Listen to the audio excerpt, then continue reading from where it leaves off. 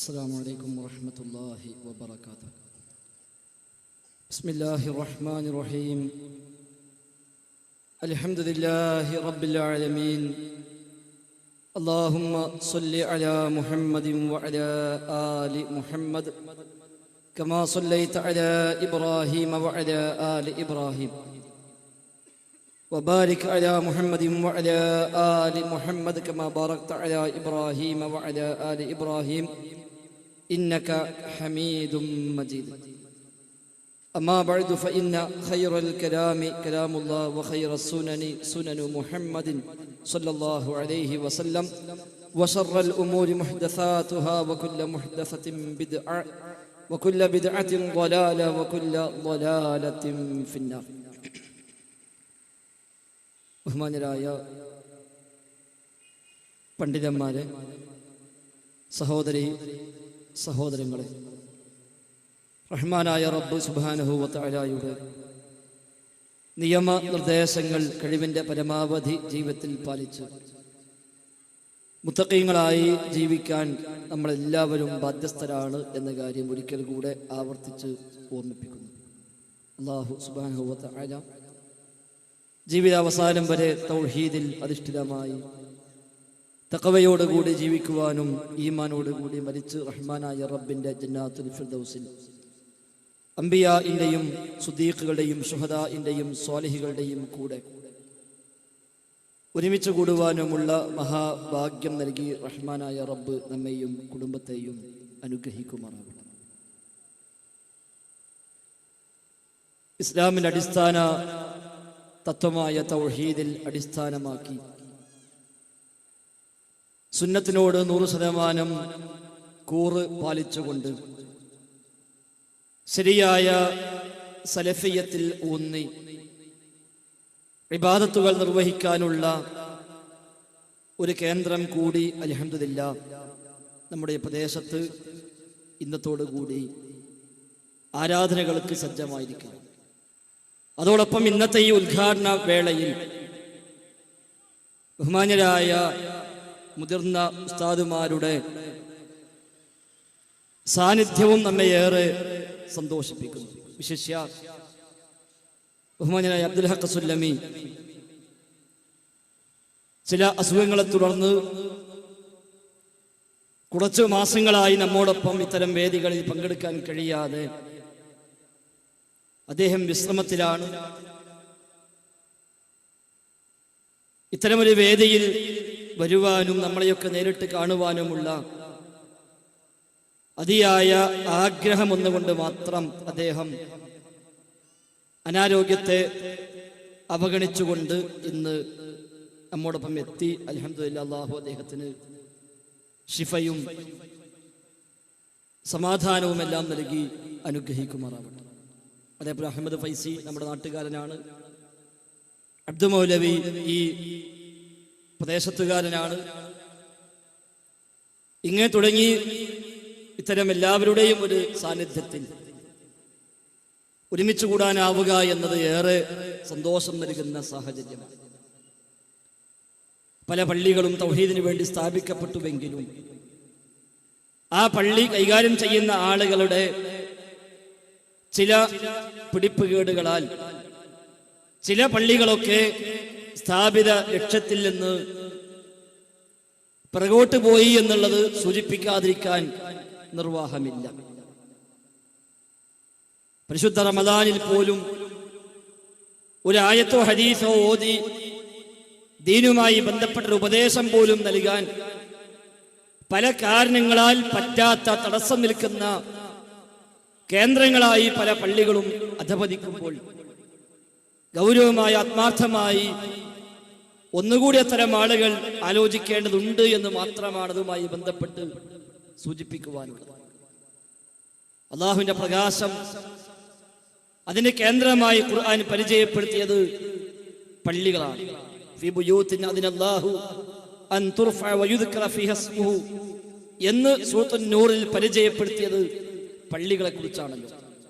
ഖുർആനിന്റെ വെളിച്ചം, ഹദീസിന്റെ വെളിച്ചം, നരകത്തിന്റെ വഴിയിലൂടെ സഞ്ചരിക്കുന്ന മനുഷ്യർക്ക് സ്വർഗത്തിന്റെ വഴിയിലേക്ക് മാറി നിൽക്കാൻ പര്യാപ്തമായ വെളിച്ചം ആ വെളിച്ചത്തിന്റെ കേന്ദ്രമായി, ആ വെളിച്ചം ലഭിക്കുന്ന ആസ്ഥാനങ്ങളായി മാറേണ്ടവയാണ് പള്ളികൾ.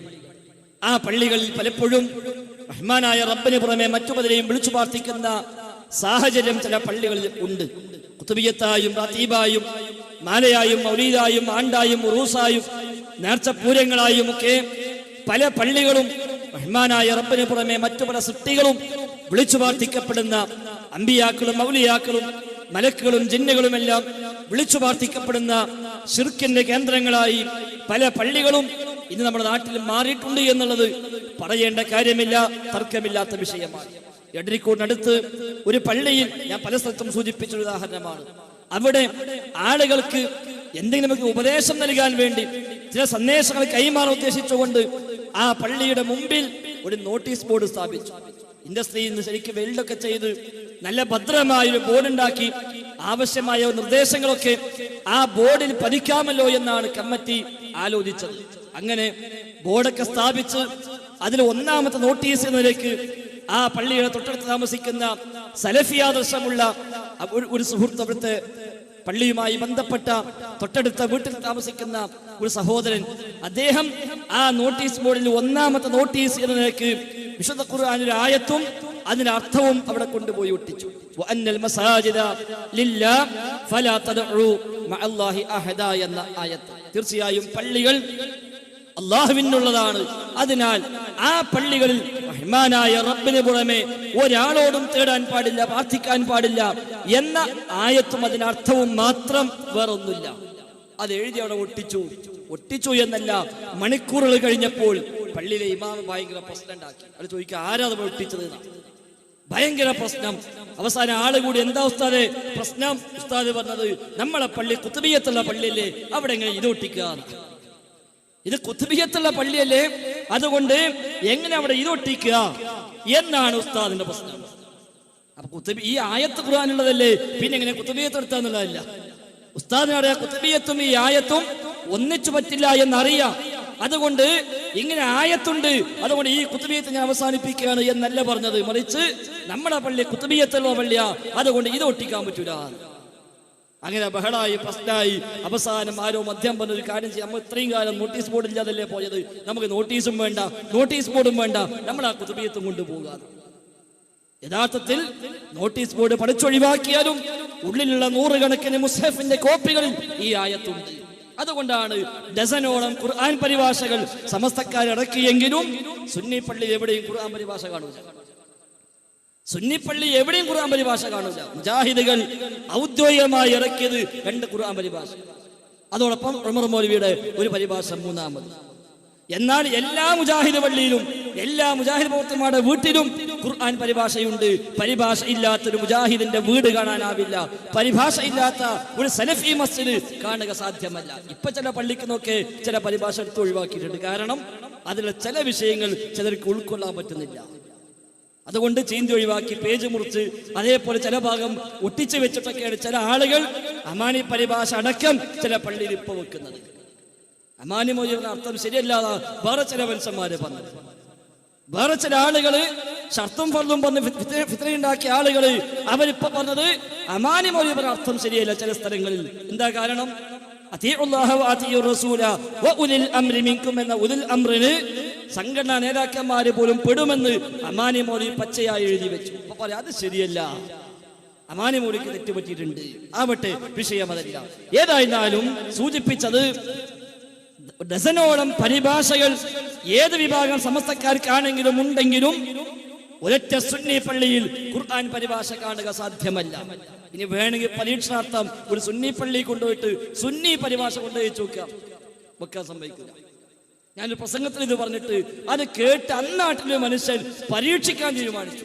അയാള് കോഴിക്കോട് കാതിന്റെ ഖുർആൻ പരിഭാഷ വാങ്ങി സുന്നി പള്ളിയിൽ പോയി ഉസ്താദോട് പറഞ്ഞു, ഉസ്താദ് നമ്മുടെ കോഴിക്കോട് കാതിന്റെ പരിഭാഷയാണ്, അത് ഇവിടെ വെക്കുക, ആരെങ്കിലും വായിച്ച് വല്ല ഉപകാരം കിട്ടിയാലോ. അപ്പൊ കൊണ്ടുവന്ന ആള് നാട്ടില് അത്യാവശ്യം ഭേദപ്പെട്ട ആളായതുകൊണ്ട് ഉസ്താദിന് വാങ്ങാതിരിക്കാൻ നിവൃത്തില്ല. അങ്ങനെ വാങ്ങി അവിടെ വെച്ചു. 2 ദിവസം കഴിഞ്ഞപ്പോൾ ഉസ്താദ് പറഞ്ഞു, ആചാര്യ ഇതല്ലെങ്കിൽ നിങ്ങളെ വീട്ടിൽ കൊണ്ടുവച്ചോടി, ഇവിടെ ഇപ്പൊ അത്ര അത്യാവശ്യമില്ല. കാരണം എന്താ? നോട്ടീസ് ബോർഡ് ഒഴിവാക്കാൻ പറ്റുള്ളൂ. ഇത് വായിക്കുന്ന മനുഷ്യന്മാര് ഈ ആയത്ത് കാണും, ഇയ്യാക നഅ്ബുദു വ ഇയ്യാക നസ്തഈൻ ആയത്ത് ഇത് ഓതുന്ന മനുഷ്യന്മാര് കാണും, അർത്ഥം അവര് വായിക്കും. അപ്പൊ മനസ്സിലാവും ഉസ്താദേ ഈ കുതുബിയത്ത് നമ്മളെ പള്ളി പറ്റൂലല്ലോ, ഈ റാത്തീബ് പള്ളി നടത്താൻ പാടില്ലല്ലോ, ഈ വക ആണ്ടും അടിയന്തരങ്ങളും നേർച്ചയും പൂരങ്ങളും മാനയും മൗലീദും പള്ളി നടത്താൻ പാടില്ലല്ലോ എന്നാണല്ലോ ഈ പരിഭാഷയിൽ മനസ്സിലാകുന്നത് എന്ന ആളുകൾ പറയുമെന്ന് ഉസ്താദുമാർക്കറിയാം. അവിടെയാണ് പള്ളികൾ യഥാർത്ഥ പ്രകാശം പരത്തേണ്ടുന്ന കേന്ദ്രങ്ങളാകേണ്ടതിന് പകരം ജീവനില്ലാത്ത മിമ്പറുകളായി പല മിമ്പറുകളും അധപതിച്ചത്. മിമ്പറെമ്പാടുമുണ്ട്, പള്ളിയെമ്പാടുമുണ്ട്. പക്ഷേ പള്ളിന് ജുമുഅ കഴിഞ്ഞിറങ്ങിയിട്ട് 50 കൊല്ലം ഖുതുബ കേട്ട, 50 കൊല്ലം ജുമുഅയിൽ പങ്കെടുത്ത ഒരാൾക്ക് പറയാൻ പറ്റുമോ ഈ പള്ളിയിലെ ഇന്ന ഖുതുബ കൊണ്ടാണ് എനിക്ക് ജീവിതത്തിൽ മാറ്റമുണ്ടായത് എന്ന് പറയാൻ സുന്നി പള്ളികളിൽ ജുമുഅയ്ക്ക് പങ്കെടുത്ത ഏതു മനുഷ്യനാ പറയാൻ സാധിക്കുക? അവിടുത്തെ ഒരു ഖുതുബയാണ് എന്റെ ജീവിതത്തിൽ മാറ്റമുണ്ടാക്കിയത് എന്ന് പറയാൻ, അവിടുന്ന് കിട്ടിയ ഒരു ഉപദേശമാണ് എന്റെ ജീവിതത്തിൽ വഴിത്തിരിവായത് എന്ന് പറയാൻ 50 കൊല്ലം അവിടെ പോയി ഖുതുബ കേട്ട ആൾക്കോ അതല്ല ഖുതുബ നടത്തിയ ആൾക്കുമോ സാധിക്കുമോ? അവിടെയാണ് സലഫി പള്ളികൾ പ്രസക്തമാകുന്നത്. പള്ളി ധാരാളമുണ്ട്, നമ്മുടെ നാട്ടിലെമ്പാടും പള്ളിയുണ്ട്, പള്ളിക്ക് കുറവൊന്നുമില്ല. പിന്നെ എന്തിനാണ് ഒരു സലഫി മസ്ജിദ്? ഏതെങ്കിലും ഒരു പാർട്ടി ഓഫീസാക്കാനാണോ? അല്ല. ഇനി അതല്ല, എല്ലാ പള്ളിയിലും അള്ളാഹിനോട് തേടാം, ഈ പള്ളി ജിന്നിനോട് തേടാനാണ് എന്നാണോ? അതുമല്ല. അങ്ങനെയാണെങ്കിൽ ഖുറാഫി പള്ളി ഉണ്ട്, അത് മതി നമുക്ക്, അത് മതി. ജിന്നിനോട് തേടാനാണെങ്കിൽ ഖുറാഫി പള്ളി മതി, സമസ്തക്കാരെ പള്ളി മതി. അവിടെ ആരോടും തേടാം, അള്ളാഹിനോട് മാത്രം തേടിക്കൂടാതെ പ്രശ്നമുള്ളൂ. ബാക്കി ആരോടും തേടാം, അത് പ്രശ്നമില്ല. ജിന്നിനോടും തേടുന്നുണ്ട്, ജിന്നിനോടും തേടുന്നു. ഖുതുബിയത്തിന്റെ ആമുഖത്തിന് 15 ജിന്നൗലിയാക്കന്മാരെ പേര് വിളിച്ചിട്ട് അവിടെ മദ്ഹബ് വതംറയാൻ വഹസ്തശ്ലഹ്കൂസ് തുടങ്ങി മൈമൂൻ വസൗബഅ എന്നിവരെ എണ്ണിപ്പറയുന്ന 15 ജിന്നൗലിയാക്കന്മാർ. അല്ലദീന ആഹദുല്ലാഹ വനബിയഹു സുലൈമാൻ അലൈഹിസ്സലാം, റഹ്മാനായ റബ്ബിനോടും സുലൈമാൻ നബിയോടും കരാർ ചെയ്ത ജിന്നൗലിയാക്കന്മാരായ 15 പേര്, മൈമൂൻ സൗബഅ മുതൽ മദ്ഹബ് തംറയാൻ ഹസ്തശ്ലഹ്കൂസ് അടക്കമുള്ള 15 ജിന്നൗലിയാക്കന്മാരെ പേര് പറഞ്ഞുള്ള തേട്ടം ഖുതുബിയത്തിൽ സമസ്ത പള്ളിയിലുണ്ട്. അതുകൊണ്ട് ജിന്നിനെ വിളിച്ച് തേടാനാണ് പള്ളിയെങ്കിൽ വേറെ പള്ളി ഉണ്ടാക്കേണ്ട ആവശ്യം ഇപ്പോ കേരളത്തിലില്ല. ശൈഖന്മാരെ വിളിച്ച് തേടാനാണെങ്കിൽ അതിന് ആവശ്യമില്ല. അതേസമയം റഹ്മാനായ റബ്ബിനോട് മാത്രം തേടുന്ന പള്ളികൾ ഇനിയും ഉണ്ടാവേണ്ടതുണ്ട്. ആ താല്പര്യത്തിൽ, ആ ലക്ഷ്യത്തിലാണ് പലരും പള്ളി ഉണ്ടാക്കിയത്, അതിന് മുമ്പിലേക്ക് ഇറങ്ങിയത്. ബഹുമാന്യനായ കുഞ്ഞീദ് മദനി അദ്ദേഹം ഈ പ്രദേശവുമായി ബന്ധപ്പെട്ട് സംസാരിക്കുമ്പോൾ ഒരിക്കലും വിസ്മരിക്കാൻ പറ്റാത്ത നാമമാണ്. റഹ്മാനായ റബ്ബ് മഗ്ഫിറത്തും മർഹമത്തും നൽകി അനുഗ്രഹിക്കുമാറാവട്ടെ. എത്ര കാലം പിന്നിട്ടാലും കൃത്യമായി തൗഹീദിന്റെ എല്ലാ വിശദാംശങ്ങളും കൃത്യമായി ബോധ്യപ്പെടാവുന്ന പദപ്രയോഗങ്ങൾ തന്റെ പുസ്തകങ്ങളിൽ എന്നേക്കുമായി രചിച്ചു വെച്ചു പോയ മഹാനായ പണ്ഡിതൻ ബഹുമാന്യനായ കുഞ്ഞീദ് മദനി. അഭൗതികമായ കഴിവുകൾ റഹ്മാനായ റബ്ബിന്റെ പടപ്പുകളിൽ ഒരാൾക്കുമില്ല എന്ന് ഇത്ര പച്ചയായ ഭാഷയിൽ, ഏതു സാധാരണക്കാരും ബോധ്യമാകാവുന്ന ഭാഷയിൽ എഴുതി വെച്ച ഒരു പണ്ഡിതൻ. പക്ഷേ ആ പുസ്തകം നടപ്പാക്കുന്നു എന്നതാണ് പല പള്ളികളും പൂട്ടിക്കാൻ ചില ആളുകൾക്ക് ഇപ്പൊ പ്രേരണയായത്. ചില ആളുകൾക്ക് ഇപ്പോഴുള്ള പണി അതാ, പള്ളി പൂട്ടിക്ക് എന്താ പ്രശ്നം? ഒന്നുമില്ല. അവിടെ കുഞ്ഞീദ് മദനി എഴുതിയ, അമാനി മൗലവി എഴുതിയ, KM മൗലവി എഴുതിയ, ആ നിലയ്ക്കുള്ള പല മുൻകാല പണ്ഡിതന്മാരും എഴുതി വെച്ച വിശുദ്ധ ഖുർആനും തിരുസുന്നത്തും അതിശക്തമായി രേഖപ്പെടുത്തിയ അടിസ്ഥാന തത്വങ്ങളെ അവിടെ ആ നിലയ്ക്ക് കണിശമായി വെച്ചു പുലർത്താൻ വാശി കാണിക്കുന്നു എന്നതുകൊണ്ട് അത്തരം പള്ളി പറ്റൂല. എന്നിട്ടാണ് ജീവിതത്തിൽ ഈ കാലം വരെ കണ്ടിട്ട് പോലുമില്ലാത്ത പള്ളിയെ കുറിച്ച് പാലക്കാട്ടുകാരൻ മൗലവി തിരുവങ്ങാടി പള്ളിക്കെതിരെ ഹൈക്കോടതി കേസ് കൊടുത്തു. പറയാതിരിക്കാൻ വയ്യ. അദ്ദേഹം ജീവിതത്തിൽ ആ പള്ളി കയറിയിട്ടുണ്ടോ എന്ന് എനിക്കറിയില്ല, ആ പള്ളി കണ്ടിട്ടുണ്ടോ എന്നറിയില്ല. പക്ഷേ കേസിൽ അദ്ദേഹം പറഞ്ഞത് ഞാനിതിന്റെ വാഖിഫാണ്, ഞാനിതിന്റെ മുതവല്ലിയാണ്, ഞാനിത് നേരിട്ട് നടത്തുന്ന പള്ളിയാണ്. വാഖിഫാണ്, വഖഫ് ചെയ്ത ആളാണ്, മുതവല്ലിയാണ്, നേരിട്ട് ഞാൻ അത് ഭരണം നടത്തുന്ന പള്ളിയാണ്. അത് ഇപ്പൊ അന്യായമായ ചില ആളുകൾ കൈവശം വെച്ചിരിക്കുന്നു, അതുകൊണ്ട് എത്രയും പെട്ടെന്ന് തിരിച്ചേൽപ്പിക്കണം. അപ്പൊ സ്വാഭാവികം ചോദിക്കും വാഖിഫിനോട്, നിങ്ങൾ ആധാരം എവിടെ? മുത്തവല്ലിന്റെ കയ്യിലാണോ ആധാരം ഉണ്ടാവുക? അപ്പൊ സംഗതി മുത്തവല്ലിക്ക് വേറെ അർത്ഥമുണ്ട്, അതായിരിക്കാം ഒരു പക്ഷെ ഉദ്ദേശിച്ചത്. ആധാരം കൈവശമില്ല, കാരണം പള്ളി ഉണ്ടാക്കിയതാരോ സ്ഥലം വാങ്ങിയതാരോ അവിടെ ആരാണോ നിർവഹിക്കുന്നത് അവരുടെ കയ്യിൽ ആധാരം ഉണ്ടാകും. അതുകൊണ്ട് വക്കീല് പറഞ്ഞു കൊടുത്തു, ഒരു പേപ്പറിൽ ആദ്യം പരസ്യം കൊടുക്കുക. അങ്ങനെ ആഴ്ചകൾക്ക് മുമ്പ് ഒരു പത്രപരസ്യം, എന്റെ കീഴിലുള്ള ഇന്ന പള്ളിയുടെ ആധാരം എന്റെ കയ്യിൽ നിന്ന് യാത്രാമധ്യേ നഷ്ടപ്പെട്ടിരിക്കുന്നു, അതുകൊണ്ട് അത് തിരിച്ചു കിട്ടുന്നില്ലെങ്കിൽ ഡ്യൂപ്ലിക്കേറ്റിന് അപേക്ഷിക്കുന്നതാണ്. എങ്ങനെയുണ്ട്? ഇവിടെയാണ് ഇപ്പൊ കാര്യങ്ങൾ എത്തി നിൽക്കുന്നത്. പുറത്തുനിന്ന് വീക്ഷിക്കുന്ന ആളുകൾക്ക് എന്താ അവർക്ക് ഇപ്പൊ പണി ഇതൊക്കെയാണ്. അല്ല സഹോദരന്മാരെ, ഏതാനും ചില ആളുകൾ ഇത്തരം ചില പ്രതിജ്ഞകളുമായി രംഗത്തിറങ്ങി എന്നല്ലാതെ വേറൊന്നുമില്ല. ഏതായിരുന്നാലും സൂചിപ്പിച്ചു വന്നത്, പള്ളികൾക്ക് അതിൻ്റെതായ പ്രസക്തിയുണ്ട്. റഹ്മാനായ റബ്ബിനെ മാത്രം വിളിച്ചു പ്രാർത്ഥിക്കുന്ന എന്ന ഐഡന്റിറ്റിയാണ് പള്ളികളുടെ ഐഡന്റിറ്റി. ആ ഐഡന്റിറ്റിക്ക് വേണ്ടി സ്ഥാപിക്കപ്പെടുന്ന പള്ളികൾ, അതാണ് യഥാർത്ഥ പള്ളികളായി ഇസ്ലാം പരിഗണിക്കുന്നത്. അത്തരമൊരു പള്ളിയായി നമ്മുടെ ഈ പള്ളി ഇൻഷാ അല്ലാഹ് ഈ നാട്ടിൽ പ്രകാശം ചെലുത്തിക്കൊണ്ട് ഖിയാമത്ത് വരെ നിലനിൽക്കണമെന്ന് നാം ആഗ്രഹിക്കുന്നു. റഹ്മാനായ റബ്ബ് നിലനിർത്തുമാറാവട്ടെ. ഇവിടെ കൃത്യമായ സുന്നത്തുകൾ പഠിപ്പിക്കപ്പെടും. സലഫി ആദർശത്തിൽ ഊന്നിക്കൊണ്ട് സ്വഹാബത്തും താബിഈകളും തബഉ താബിഈകളുമാകുന്ന സലഫു ഹാദിഹിൽ ഉമ്മ, ഈ ഉമ്മത്തിന്റെ ആദ്യ തലമുറകൾ, ഈ ഉമ്മത്തിന്റെ ആദ്യ തലമുറകൾ അവർ ലോകത്തെമ്പാടും പള്ളികൾ സ്ഥാപിച്ചിട്ടുണ്ട്. ആ പള്ളികളിൽ അവർ നടപ്പാക്കിയ ഒരു സലഫിയ്യത്തുണ്ട്. ആ പള്ളികളിൽ അവർ നടപ്പാക്കിയ ഒരു സലഫിയ്യത്തുണ്ട്. ആ സലഫിയ്യത്തിന്റെ അടിസ്ഥാനത്തിൽ മാത്രം ഇൻഷാ അല്ലാഹ് ഈ പള്ളികളിൽ ആരാധനാ കർമ്മങ്ങൾ നടക്കും. തർക്കമില്ല. നാളെ മുതൽ ഇൻഷാ അല്ലാഹ് ജുമുഅ ഖുത്ബകൾ ഉണ്ടാകും. ബഹുമാനായ മുജാഹിദ് ബാലുശ്ശേരി നാളെ ഒന്നാമത്തെ ഖുത്ബ നിർവഹിക്കും. തുടർന്നും അദ്ദേഹം ഉണ്ടാകണമെന്ന് ആഗ്രഹിക്കുന്നു. ഏതായിരുന്നാലും അവിടെ മുതൽ ഇൻഷാ അല്ലാഹ് ഈ തൗഹീദിന്റെ പ്രചരണം, സുന്നത്തിന്റെ പ്രചരണം ഇൻഷാ അല്ലാഹ് വെള്ളിയാഴ്ച ഖുത്ബയിലൂടെ, മറ്റു ക്ലാസ്സിലൂടെ, ക്യാമ്പിലൂടെ എല്ലാം ഇൻഷാ അല്ലാഹ് ഈ പള്ളി കേന്ദ്രമായി പ്രദേശങ്ങളിൽ വിതരണം ചെയ്യപ്പെടും. ഇൻഷാ അല്ലാഹ് അല്ലാഹു അനുഗ്രഹിക്കുമാറാവട്ടെ. കൃത്യമായ സുന്നത്തിൽ ഊന്നിക്കൊണ്ട് ഇസ്ലാമിന്റെ മുഴുവൻ അധ്യാപനങ്ങളും ഇത്രയും കാലം എന്തു പറഞ്ഞുവെന്ന് നോക്കാതെ, സമുദായം എന്ത് വിചാരിക്കുമെന്ന് നോക്കാതെ, ആളുകൾക്ക് എന്ത് താല്പര്യമുണ്ട് എന്ന് പരിഗണിക്കാതെ, പ്രവാചകനും ആ പ്രവാചകനെ പറഞ്ഞയച്ച അല്ലാഹു തആലയും എന്താണോ മതമായി നമ്മളെ പഠിപ്പിച്ചത് അതിൽ ലവലേശം വിട്ടുവീഴ്ച ഇല്ലാതെ, ഒന്നും കൂട്ടാതെ ഒന്നും കുറയ്ക്കാതെ അതിശക്തമായ ഇസ്ലാമിന്റെ ഒരു പ്രബോധന കേന്ദ്രമായി ഇൻഷാ അല്ലാഹ് ഈ കേന്ദ്രം നിലകൊള്ളും. അവിടെ ബിദ്അത്തുകൾക്ക് സ്ഥാനമുണ്ടാവില്ല, അവിടെ ഖുറാഫത്തുകൾക്ക് സ്ഥാനമുണ്ടാവില്ല. അതുകൊണ്ട് പള്ളിയുടെ മുമ്പിൽ ബോർഡ് കാണില്ല, ഈ തിങ്കളാഴ്ച സ്വലാത്ത് ഉണ്ടാകും എന്ന് ബോർഡ് കാണില്ല. കാരണം അവിടെ ആഴ്ച എല്ലാ ദിവസവും സ്വലാത്തുണ്ട്. ഇപ്പൊ ബോർഡ് വെക്കേണ്ട ആവശ്യമില്ല. ചില പള്ളി ബോർഡ് കാണും, തിങ്കളാഴ്ച സ്വലാത്ത് ഉണ്ടായിരിക്കും, അതിനർത്ഥം ചൊവ്വാഴ്ച അവിടെ സ്വലാത്തില്ല എന്നർത്ഥം. നമ്മളെ പള്ളി അങ്ങനെയല്ല. ആഴ്ച 7 ദിവസവും, കൊല്ലത്തിൽ 364 ദിവസവും അവിടെ സ്വലാത്തുണ്ട്. പിന്നെ ബോർഡ് വെക്കാൻ കഴിയില്ലല്ലോ. ഏതെങ്കിലും പള്ളി ബോർഡ് ഉണ്ടോ ഇവിടെ ഈ തിങ്കളാഴ്ച നിസ്കാരം ഉണ്ടാകും? ഇല്ലല്ലോ. ഈ തിങ്കളാഴ്ച നിസ്കാരം ഉണ്ടാകും എന്ന് ബോർഡില്ല. ഈ റമദാൻ മാസത്തിൽ നോമ്പ് നോൽക്കാൻ ഇവിടെ സൗകര്യം ഉണ്ടാകും എഴുതി വെക്കുന്നില്ല. അത് പള്ളി ഉണ്ടാവേണ്ടതാണ്. ഇല്ലെങ്കിൽ എഴുതി വെക്കും. ഇവിടെ അറ്റകുറ്റപ്പണി എടുക്കുക, അതുകൊണ്ട് ജമാഅത്ത് ഇവിടെ നടക്കൂല, തൽക്കാലം അപ്പുറത്തെ ഹാളിലേക്ക് മാറ്റിയിട്ടുണ്ട്, അപ്പൊ എഴുതിയേക്കും. ഉണ്ടെങ്കിൽ എഴുതിയേക്കേണ്ട ആവശ്യമില്ല, ഇല്ലെങ്കിൽ എഴുതിയേക്കേണ്ട ആവശ്യം. മുജാഹിദ് പള്ളിന്റെ മുമ്പിൽ എവിടെയും സ്വലാത്തുമായി ബന്ധപ്പെട്ട ഒരു പരസ്യം കാണൂല.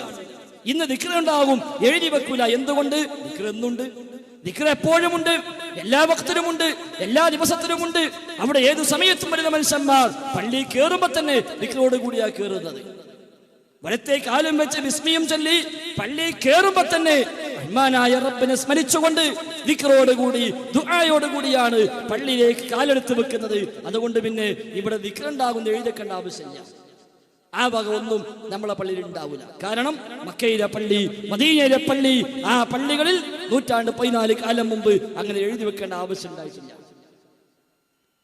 ആ നിലയ്ക്കുള്ള ബിദ്അത്തുകൾക്ക് ഒരിക്കലും അവസരമില്ലാതെ, ഖുറാഫാത്തുകൾക്ക് ഒരിക്കലും അവസരമില്ലാതെ കൃത്യമായ പ്രമാണത്തിൽ ഊന്നി സമുദായത്തെ മതം പഠിപ്പിക്കുന്ന കേന്ദ്രമാണ് നാം ഉദ്ദേശിക്കുന്നത്. അല്ലാതെ ചില ആളുകൾക്ക് പറയും പോലെ ജിന്നിറക്കാൻ പറ്റിയ സ്ഥലം, അടിച്ചിറക്കാൻ പറ്റിയ സ്ഥലം, അതും വിചാരിച്ച് ആരും അങ്ങോട്ട് വരേണ്ട ആവശ്യമില്ല. അതിനുവേണ്ടി കേന്ദ്രം അന്വേഷിച്ച് അങ്ങോട്ട് വരേണ്ട കാര്യമില്ല. അതേസമയം എന്താണോ പ്രമാണങ്ങൾ ഏത് വിഷയത്തിലും പഠിപ്പിക്കുന്നത് അത് കൃത്യമായി ഇവിടെ പഠിപ്പിക്കപ്പെടും. അവിടെ അന്ധവിശ്വാസങ്ങൾക്ക് സ്ഥാനമില്ല, ഇവിടെ മന്ത്രവാദങ്ങൾക്ക് സ്ഥാനമില്ല, തീവ്രവാദ പ്രവർത്തനങ്ങൾക്ക് സ്ഥാനമില്ല. നേരെ മറിച്ച് ഈ നാട്ടിൽ മുഴുവൻ മനുഷ്യർക്കും ജാതി മത ഭേദമന്യേ മുഴുവൻ മനുഷ്യർക്കും കൃത്യമായ തൗഹീദ് പ്രചരിപ്പിക്കാനുള്ള കേന്ദ്രമായി ഇൻഷാ അല്ലാഹ് അത് നിലകൊള്ളണം. അത്തരം കേന്ദ്രങ്ങൾ തന്നെയാണ് ഈ ഇരിക്കുന്ന നമ്മെ പലരെയും ഇങ്ങോട്ട് എത്തിച്ചത്. എനിക്കോർമ്മയുണ്ട്, തൊട്ടടുത്ത പ്രദേശമായ അച്ഛനമ്പലത്ത് ഒരിക്കൽ ഒരു ജുമുഅക്ക് അറിയാതെ കേറിക്കുടിഞ്ഞ ആളാ ഞാൻ. പഴയ കാലത്ത് സുന്നിയായിരുന്ന കാലത്ത് അറിയാതെ യാത്രാമധ്യേ, ഇത് എന്തു പള്ളേ ഏതു പള്ളി എനിക്കറിയില്ല, വെള്ളത്തുണിയും വെള്ളക്കുപ്പായും തലപ്പാവും ധരിച്ച് ഏതായാലും പോകുന്ന വഴിക്ക് പള്ളി കണ്ടു. ജുമയുടെ സമയമാണ്. അവിടെ കയറി ജുമയ്ക്ക് പങ്കെടുത്തു. കയറിയപ്പോഴാ മനസ്സിലായത് ഇത്രയും കാലം കണ്ട ജുമ അല്ല അവിടെ ഉള്ളത്, ഇത്രയും കാലം കേട്ട രീതിയല്ല അവിടെ ഉള്ളത്. സാധാരണ കേട്ടത് മുസ്ലിയാരെ കയറി ഏടും നോക്കി എന്തോ ചൊല്ലിപ്പറഞ്ഞ് പോകുന്നതാ. പക്ഷെ ഇവിടെ അതെല്ലാം മലയാളത്തിൽ പ്രസംഗിക്കുന്നു. എനിക്കെന്തോ വല്ലാത്തൊരു പ്രയാസം തോന്നി, അന്ന് ഉൾക്കൊള്ളാൻ കഴിഞ്ഞില്ല. കൂടെ ജ്യേഷ്ഠന്മാരുണ്ട്, എളാപ്പയുണ്ട്. അപ്പൊ ജ്യേഷ്ഠൻ ചോദിച്ചല്ല നമ്മൾ ഇറങ്ങിപ്പോവല്ലേ, ഇതുകൊണ്ട് കാര്യമൊന്നുമില്ല. അപ്പൊ ജ്യേഷ്ഠന്മാർ ഏതായാലും വന്നില്ലേ, പിന്നെ അവിടെ ഇരിക്കാന്ന്. അപ്പൊ എളാപ്പഴ ചെളാപ്പ നിങ്ങളുണ്ടോ, നമ്മൾ ഇറങ്ങല്ലേ. അവിടെ ഇരുന്നടഞ്ഞിപ്പോ അതാ നല്ലത്. ഏതായാലും നിവൃത്തില്ലാതെ ഇരുന്നു. അവസാനം തീരുമാനിച്ചു, രണ്ടാം ഖുത്ബ അറബിയിലാണെങ്കിൽ ഇരിക്കും, ഇല്ലെങ്കിൽ ഞാൻ ഉണ്ടാവില്ല. അങ്ങനെ ഒന്നാം ഖുത്ബ കഴിഞ്ഞ് ഖതീബ് എഴുന്നേറ്റ് അൽഹംദുലില്ലാ എന്ന് പറഞ്ഞപ്പോൾ അൽഹംദുലില്ലാ അത് അറബി തന്നെയാണ് എന്നാ വിചാരിച്ചത്. പക്ഷെ ഹംദും സ്വലാത്തും കഴിഞ്ഞ് പിന്നെയും മൂപ്പിൽ തുടങ്ങി മലയാളത്തിൽ. പിന്നെ നോക്കാനില്ല, ഇറങ്ങിയിട്ട് പോയി. വീട്ടിൽ പോയി ളുഹർ നിസ്കരിച്ചു. അവിടെ നിന്നാണ് റഹ്മാനായ റബ്ബ് അങ്ങേയറ്റ ഔദാര്യമായി തൗഹീദിന്റെ വെളിച്ചത്തിലേക്ക് മാർഗദർശനം നൽകുന്നത്. പല ഇത്തരം കേന്ദ്രങ്ങൾ, അതുമായി ബന്ധപ്പെട്ട പ്രചാരണ പ്രവർത്തനങ്ങൾ, പ്രബോധന സംരംഭങ്ങൾ, പ്രഭാഷണങ്ങൾ, ക്യാമ്പുകൾ, ക്യാമ്പയിനുകൾ, സമ്മേളനങ്ങൾ എല്ലാം പലർക്കും നരകത്തിന്റെ വഴിയിൽ നിന്ന് സ്വർഗത്തിന്റെ വഴിയിലേക്ക് മാറി നിൽക്കാൻ കാരണമായിട്ടുണ്ട് എന്ന കാര്യത്തിൽ ആർക്കും സംശയമില്ല. ഇരിക്കുന്ന ഓരോരുത്തർക്കുമുണ്ട് നൂറുകൂട്ടം അനുഭവങ്ങൾ പറയാൻ. എങ്ങനെ ഇവിടെ എത്തിയെന്ന് ചോദിച്ചാൽ, എങ്ങനെ ഈ ഒരു കൂട്ടായ്മയിലേക്ക് അംഗമായി ചേർന്നുവെന്ന് ചോദിച്ചാൽ ധാരാളം ഉത്തരങ്ങൾ എല്ലാവർക്കും പറയുവാനുണ്ട്. എവിടെങ്കിലും കേട്ട ഒരു സംസാരമായിരിക്കാം, എവിടെയെങ്കിലും കിട്ടിയ ഒരു CD ആയിരിക്കാം, ആരെങ്കിലും നിർവഹിച്ച ഏതെങ്കിലും ഒരു ഉപദേശമായിരിക്കാം ഒരു മനുഷ്യന് തൗഹീദിന്റെ വഴിയിലേക്ക് വെളിച്ചം വീശുന്നത്. അതോടുകൂടി ജീവിതം ഒന്നാകെ മാറുകയാണ്. ജീവിതം ഒന്നാകെ മാറുകയാണ്. ഒരു മരത്തിന്റെ മുരട് പച്ച പിടിക്കുന്നത് പോലെയാണ് തൗഹീദ് ഉള്ളിലേക്ക് കയറും. ബഹുമാന NP അബ്ദുൽ ഖാദർ മൗലവി അദ്ദേഹം പറയുമായിരുന്നു അത്രേ, ഒരു മരം ഉണങ്ങാൻ പോകുന്നുവെങ്കിൽ നിങ്ങൾ മുരട് ശ്രദ്ധിച്ചാൽ മതി, വേറൊന്നും ശ്രദ്ധിക്കണ്ട. മുരട് ശ്രദ്ധിക്കുക, അവിടെ വെള്ളമൊഴിക്കുക, അവിടെ വളമിടുക, അവിടെ പരിചരിക്കുക, വേറെ ഒന്നും നോക്കേണ്ട കാര്യമില്ല. മുരട് പച്ച പിടിച്ചാൽ സ്വാഭാവികമായി ബാക്കി ശരിയായി. ഉള്ള ഇലകൾ ഉണങ്ങി വീണാലും പകരം ഇലകൾ വരും, പിന്നെയും പൂവുണ്ടാകും, പിന്നെയും കായുണ്ടാകും. മുരട് ശ്രദ്ധിക്കാതെ മേലെല്ലാം പോയി നോക്കിയാലോ പ്രയോജനമില്ല. ഒരു മനുഷ്യന് തൗഹീദ് ബോധ്യപ്പെടുത്തി കൊടുത്താൽ ബാക്കിയെല്ലാം സ്വാഭാവികമായി ശരിയാകും. അവിടെ നമസ്കാരം പിന്നെ പ്രവാചക മാതൃകയിലെ നമസ്കാരമായി മാറും. അവന്റെ നോമ്പ് പ്രവാചക മാതൃകയിലുള്ള നോമ്പായി മാറും. അവന്റെ വിശ്വാസം പ്രവാചകൻ പഠിപ്പിച്ച ശരിയായ വിശ്വാസമായി മാറും. പിന്നെ അന്ധവിശ്വാസങ്ങൾക്ക് സ്ഥാനമുണ്ടാവില്ല. ആ തൗഹീദില്ലെങ്കിലോ തീർച്ചയായും അന്ധവിശ്വാസം ജീവിതത്തിൽ കടന്നുകൂടും. ഈ നാട്ടിലുണ്ടല്ലോ പല സ്ഥലത്തും പല ആളുകളും. ഇപ്പൊ കുറച്ച് മാസങ്ങളായി ഈ നാട്ടിൽ ഇപ്പൊ കാര്യമായ പണി, പല ആളുകൾക്കും വീടിന്റെ അടുക്കള പൊളിക്കുക, ബാത്റൂം പൊളിക്കുക, ഓഫീസ് റൂം പൊളിക്കുക. എന്തേ കാര്യം? അത് ആ തങ്ങള് പറഞ്ഞു, ഈ മുസ്ലിയാര് പറഞ്ഞു, മറ്റേ ബീവി പറഞ്ഞു, അങ്ങേ തങ്ങള് പറഞ്ഞു. ഈ ഭാഗത്ത് ഇവിടെ ഓഫീസ് റൂം പാടില്ല, ഈ ഭാഗത്ത് അടുക്കള പാടില്ല, ആ ഭാഗത്ത് ബാത്റൂം പാടില്ല എന്ന് ഏതോ തങ്ങൾ പറഞ്ഞതിന്റെ പേരിൽ തങ്ങൾക്കും കാശ് ഈ മുടക്കിയ എല്ലാം ഒഴിവാക്കിക്കൊണ്ട് രണ്ടാമത് പൊളിച്ചു പണിയുന്നു. എന്തേ കാര്യം? തൗഹീദ് ക്ലിയർ ആയില്ല, വേറൊന്നല്ല. തൗഹീദ് ക്ലിയർ ആയില്ല. നേരെ മറിച്ച് അതൊരു പരീക്ഷണമായിരിക്കാം. റഹ്മാനായ റബ്ബിലേക്ക് തവക്കുലാക്കി എന്റെ റബ്ബെന്ന് തീരുമാനിച്ചുവോ എനിക്കത് മതി എന്ന് ഉറപ്പിക്കാൻ കഴിഞ്ഞാൽ അല്ലാഹുമ്മ ലാ മാനിഅ ലിമാ അഅ്തൈത വലാ മുഅ്തിയ ലിമാ മനഅത. റബ്ബേ നീ തന്നാൽ തടയാൻ ഒരാളില്ല, നീ തടഞ്ഞാൽ അത് നൽകാനും ഒരാളില്ല എന്ന് ഉറപ്പിക്കാൻ കഴിഞ്ഞാൽ റബ്ബ് തന്നത് തടയാൻ ഒരു നബിക്കുമാവില്ല, ഒരു മലക്കിനുമാവില്ല, ഒരു വലിയനുമാകില്ല, ഒരു ജിന്നിനും സാധിക്കില്ല, ഒരു പിശാചിനും സാധിക്കില്ല, ഒരു പടപ്പിനും സാധിക്കില്ല. ലോകമൊന്നാകെ ഒരുമിച്ച് കൂടിയാലും ശരി റഹ്മാനായ റബ്ബിന്റെ തീരുമാനങ്ങൾക്ക് മറിച്ച് എന്തെങ്കിലും ഒന്ന് ചെയ്യാൻ ലോകത്തിൽ സൃഷ്ടിക്കും സാധ്യമല്ല. റഹ്മാനായ റബ്ബ് തരാതെ തടഞ്ഞു വെച്ചത് വാങ്ങിത്തരാനും ലോകത്തൊരു പടപ്പിനും സാധ്യമല്ല. അത് എത്ര വലിയവരാകട്ടെ, എത്ര മഹാന്മാരാവട്ടെ, ആരാവട്ടെ, ഏതാവട്ടെ, ഒരു സൃഷ്ടിക്കും സാധ്യമല്ല എന്നത് മനസ്സിന്റെ ഉള്ളിൽ ആത്മാർത്ഥമായി കൃത്യമായി ബോധ്യമായി കഴിഞ്ഞാൽ പിന്നെ അവൻ എന്തിന് തങ്ങന്മാരുടെ കവാടങ്ങൾ, അവൻ എന്തിന് ബീവിമാരും ഖോജമാരും സിദ്ധന്മാരും മുസ്ലിയാക്കന്മാരും അത്തരം ആശാ കേന്ദ്രങ്ങളും വ്യാജസിദ്ധന്മാരും മന്ത്രവാദങ്ങളും ആവക രീതികളും അവൻ എന്തിന്? അതിനാവശ്യമില്ല. നേരെ മറിച്ച് ആ തൗഹീദ് ശരിയായി ബോധ്യപ്പെടാതെ പോകുമ്പോൾ, അല്ലാഹു തആല പഠിപ്പിച്ച തൗഹീദി വിശ്വാസം ഉള്ളിലേക്ക് കയറാതെ വരുമ്പോൾ, സ്വാഭാവികമായും പ്രയാസങ്ങൾ വരുമ്പോൾ ജാറങ്ങളിൽ നിന്ന് ജാറങ്ങളിലേക്ക്, ദർഗകളിൽ നിന്ന് ദർഗകളിലേക്ക്, സിദ്ധന്മാരിൽ നിന്ന് സിദ്ധന്മാരിലേക്ക്, തങ്ങന്മാരിൽ നിന്ന് തങ്ങന്മാരിലേക്ക്, അങ്ങനെ പോയി പോയി പോയി അവന് ദുനിയാവും നഷ്ടമാകുന്നു, അതിലേറെ പരലോകം നഷ്ടമാകുന്ന സാഹചര്യം ഉണ്ടാകും. അതുകൊണ്ട് ഞാൻ അവസാനിപ്പിക്കുകയാണ്. ഈ ഒരു പള്ളി തീർച്ചയായും തൗഹീദിന്റെ ഒരു പ്രബോധന കേന്ദ്രമായി, സുന്നത്തിന്റെ ഒരു പ്രബോധന കേന്ദ്രമായി ഇൻഷാ അല്ലാഹ് ഈ നാട്ടിൽ പ്രകാശം കഴിഞ്ഞുകൊണ്ട് താഴ്വാ പ്രവർത്തനങ്ങൾക്ക് ചുക്കാൻ പിടിക്കുന്ന കേന്ദ്രമായി ഇൻഷാ അല്ലാഹ് നിലകൊള്ളും. വേങ്ങര ടൗണിൽ ഇനിയും പള്ളികൾ വന്നുകൊണ്ടിരിക്കുന്നു. ടൗണുമായി ബന്ധപ്പെട്ട് ഏറ്റവും നല്ലൊരു പള്ളിക്ക് വേണ്ടി 10 സെന്റ് സ്ഥലം നമ്മൾ കച്ചവടമാക്കി കഴിഞ്ഞു. ഏകദേശം 75% അതിന്റെ ബാധ്യതകൾ തീർന്നു. 25% ബാക്കിയുണ്ട്. എല്ലാവരും മനസ്സിലുണ്ടാവുക. അതേപോലെ വേങ്ങരയിൽ തന്നെ കാരാത്തോടിന് സമീപം കോട്ടുമലയിൽ ഒരു പള്ളിക്കുള്ള എല്ലാ ഒരുക്കങ്ങളും പൂർത്തിയായി കഴിഞ്ഞു. ഇനിയും ഉണ്ടാകട്ടെ പള്ളികൾ. എവിടെയെല്ലാം പള്ളി ആവശ്യമുണ്ടോ അവിടെയെല്ലാം പള്ളി ഉണ്ടാവട്ടെ.